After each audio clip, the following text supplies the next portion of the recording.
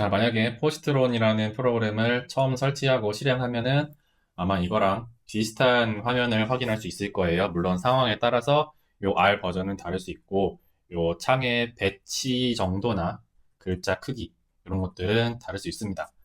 어쨌든 저는 이제 포지트론을 방금 막 설치한 상태고, 이 상태에서 이제 포지트론 어시스턴트랑 데이터 익스플로러를 어떻게 쓰는지 한번 소개해 보겠습니다.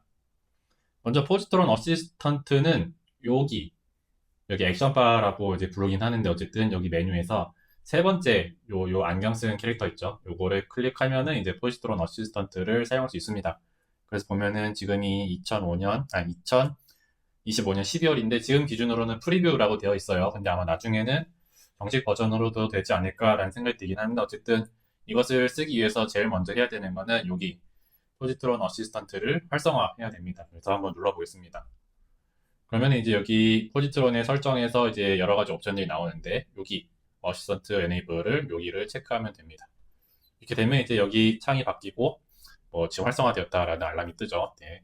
그 다음으로 우리가 할 수 있는 거는 어쨌든 포지트론 어시스턴트가 이 포짓에서 자체적으로 제공하는 LLM을 쓰는 건 아니고 다른 LLM들을 이제 갖다가 IDE에서 쓸 수 있게 하는 거기 때문에 어떤 채팅 프로바이더, 어떤 AI 모델을 제공할 것인가 이런 설정들이 좀 필요합니다. 그래서 이걸 한번 들어볼게요. 근데 보면은 이 채팅 기능을 쓰기 위해서는 엔트로픽이나 깃허브에 반드시 로그인해야 된다라고 나오죠.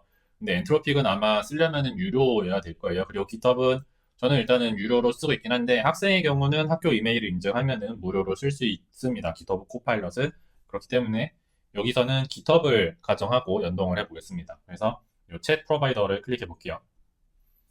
그러면 이렇게 엔트로픽이랑 깃허브 코파일럿 중에서 어떤 걸 설정할 거니? 라는 화면이 나타나는데 지금 우리는 엔트로픽을 쓸 건 아니고 깃허브 코파일럿을 클릭해 보겠습니다. 그러면은 깃허브 코파일럿은 사실 요 API 키 방식으로 되진 않고 지금은 요 어떻게 읽는지 모르겠어요. 근데 아무튼 요거는 이제 사인인 깃허브 계정으로 로그인을 하면은 쓸 수 있게 하는 그런 방식으로 작동을 합니다. 그 다음은 이제 요 사인인을 클릭해서 깃허브에 로그인을 하겠습니다. 그러면은 저는 사실 이미 VS 코드라든지 다른 IDE를 통해서 혹은 GitHub 코파일럿, GitHub CLI 같은 것들을 쓰고 있어서 GitHub 계정이 이 PC에 적용이 되어 있어요. 그렇기 때문에 그냥 사인인만 클릭하면 바로 로그인이 되는데 만약 이게 설정이 되어 있지 않다라고 하면은 사인인 버튼을 눌렀을 때 새로운 인터넷 브라우저 화면이 나타나면서 거기서 로그인을 하도록 아마 안내가 될 겁니다. 그래서 이어서 하면 되고요. 어쨌든 저는 이제 설정되었기 때문에 이제 클로즈를 닫고 한번 해보겠습니다. 자, 이 상태에서 설정을 해두고 나면은 아까 여기 화면이 바뀌지 않았는데 이 포지트론을 껐다가 다시 실행하면은 이제 아까는 뭐 깃허브나 엔트로픽을 연동해야 된다라는 화면이 나타났지만 이제는 유저 가이드라든지 혹은 뭐 어떻게 쓴다, as를 쓴다, 혹은 뭐 파일을 클릭해서 쓴다 이런 설정들이 나오죠.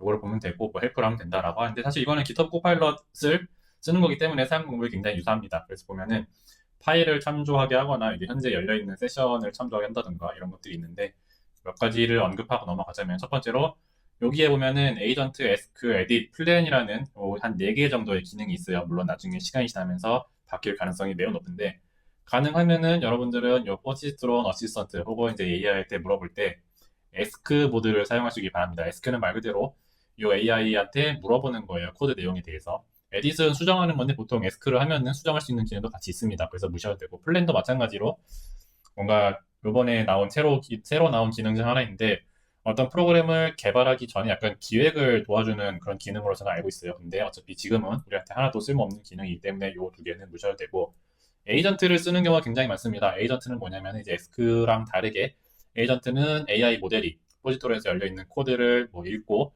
답을 주고 하면서 수정이랑 실행까지도 온전히 자동으로 하게 하는 겁니다. 근데 가능하면 에이전트는 쓰지 않기를 권장합니다. 그 이유는 AI가 잘못된 답변을 만들어낼 가능성이 종종 있고 잘못된 답변뿐 아니라 좀 위험한 행동을 할 때가 있어요. 예를 들면 뭐 이시 파일을 지워야 되는데 파일을 지운다든지 아무튼 아주 되돌릴 수 없는 수준의 그런 오류를 내는 경우도 가끔 있기 때문에 가능하면은 AI한테 물어보고 그것을 본인이 검토한 다음에 수정하는 그런 전략을 위해서 에스크 모드를 사용하시길 바랍니다. 그리고 여기는 이제 GitHub 코파일럿에서 제공하는 다양한 AI 모델들이 있어요. 근데 이제 뭐 오토도 있고 클로드 모델도 있고 제미나이 모델도 있고 GPT 모델도 있고 뭐 그럭도 있고 그 외에도 여러 가지 모델을 추가할 수 있는데 여기서 특별히 봐야 되는 거는 일단은 여기 쓰여 있는 0.33 혹은 3, 뭐 1, 0 요거는 이제 만약에 여러분들이 GitHub 코파일럿을 쓰고 있다라고 하면은 한 달 동안 사용할 수 있는 프리미엄 리퀘스트의 양이 제한되어 있습니다.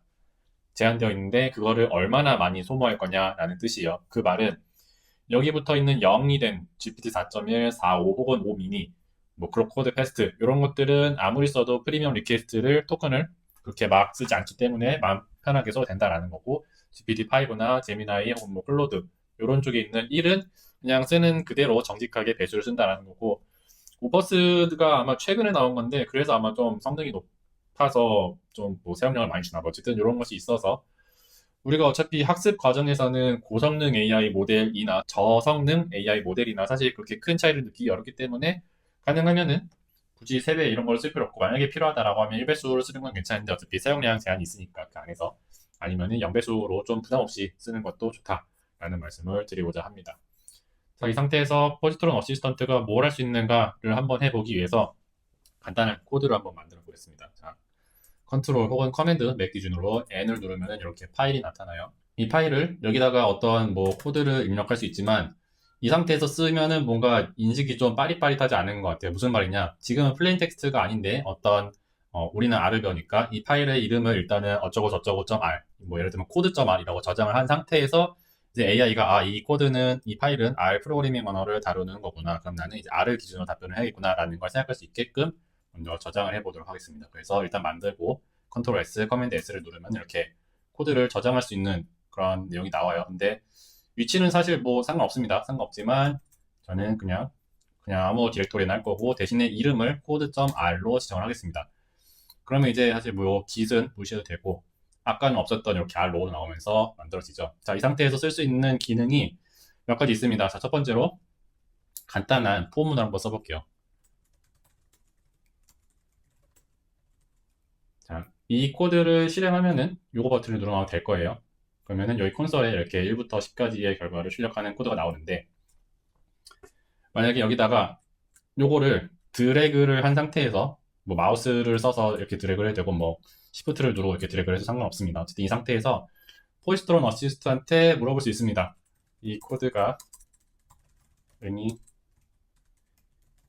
바를, 한글이 좀 입력이 잘 안 되네요. 설명해줘 라고 하면은 이제 요 어시스트가 GitHub 코파일럿을 통해서 물어보고 그것에 대해 답변하는 내용을 확인할 수 있습니다. 근데 이제 GPT-5에 그런 추론 기능이 있다 보니까 혼자서 막 열심히 생각을 추론을 하는 과정이 포함되어 있고요. 그 다음에는 이제 설명해 주는 거죠. 이 코드가 뭐 하는 거다. 그래서 뭐 원하면 같은 동작을 하는 다른 방식이나 i 값을 한 줄로 출력하는 예시. 자, 그러면 우리 이번에는 어떻게 할 거냐?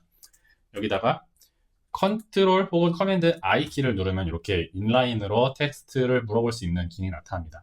그럼 이제 1부터 10까지 한 줄로 출력하는 코드를 작성해줘 라고 합니다. 그러면은 여기서 하나 뭐 비슷한 AI 똑같은 모델을 쓰기 때문에 성능으로 다를 건 없어요. 근데 여기서는 이제 인라인으로 바로 넘어갈 수 있다는 점이 좋은 거고요.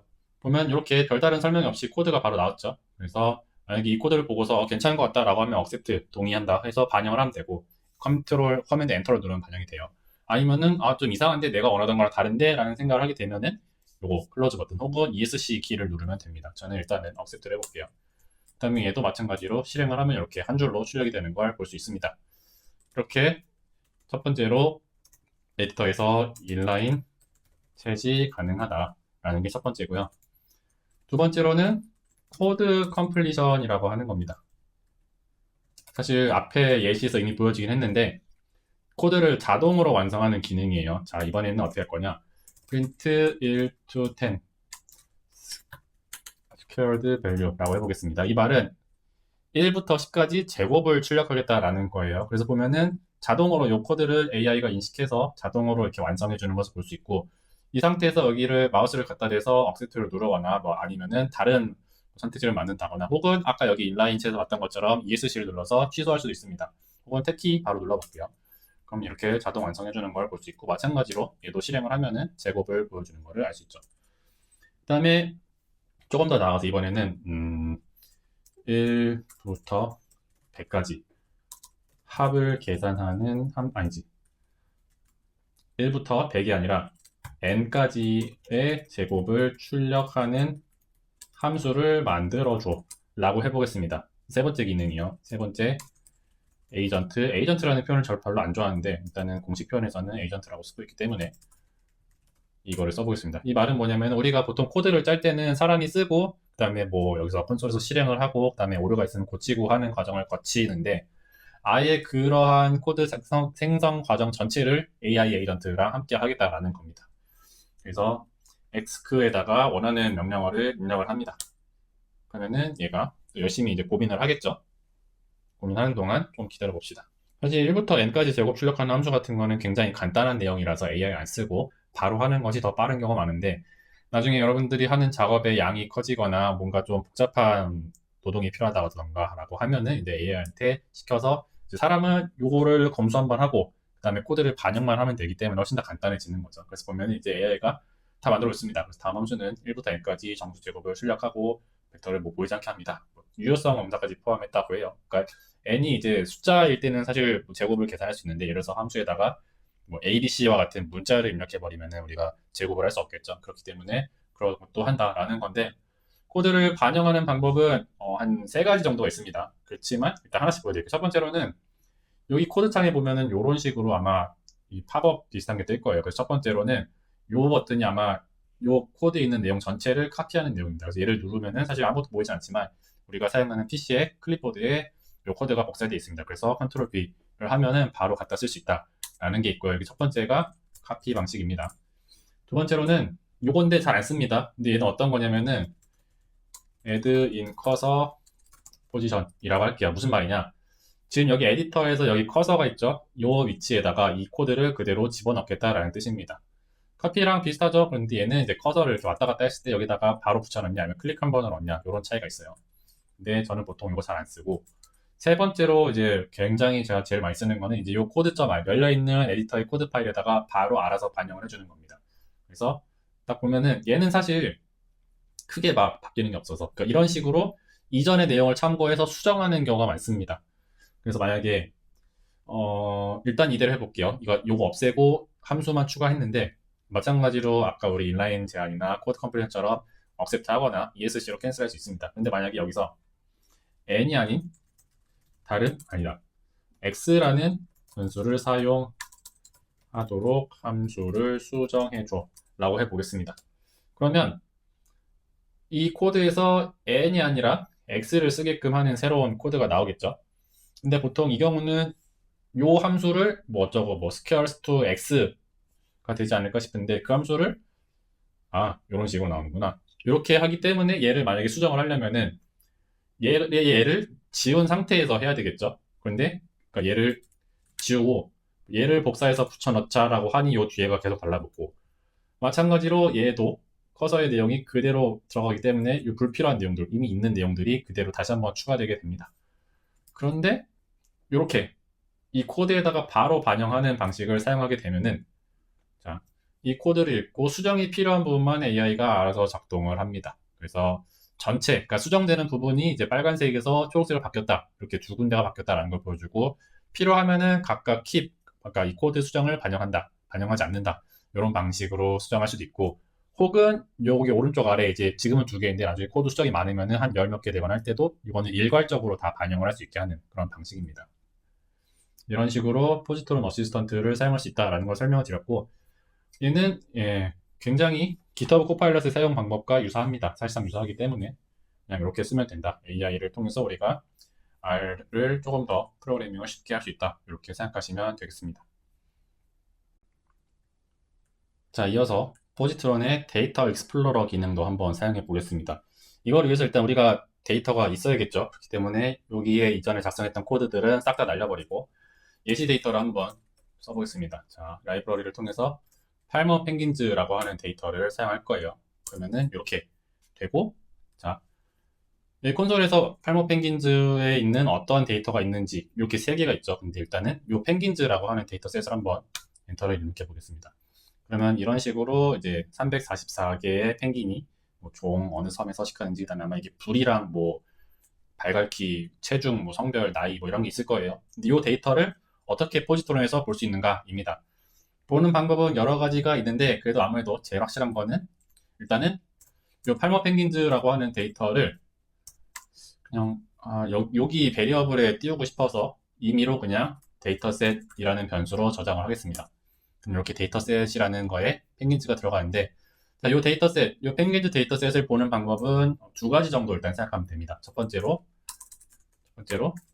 뷰라는 함수를 사용할 겁니다. 자, 어떻게 하냐? 여기 콘솔에서 일단 좀 지워보니까 지우고 뷰인데 중요한 게 여기는 대문자를 써야 돼요. 대문자를 쓰고 데이터셋을 입력을 하면은 이렇게 새로운 창이 나타나게 됩니다. 이게 데이터 익스플로러 기능이고, 그러면 이제 아까 여기 데이터셋에 있던 사실 이거랑 똑같은 내용인데 한 번 더 볼 수 있게 하는 거예요. 그래서 테이블을 보고 뭐 로의 설정도, 그러니까 행의 값들을 뭐 이렇게 여러 개 드래그를 해서 선택을 해서 카피를 해가지고 쓰게 한다든지, 아니면 뭐 특정 밸류는 고정을 해갖고 얘네가 넘어가도 계속 고정되게 한다든지, 열도 마찬가지로 할 수 있고요.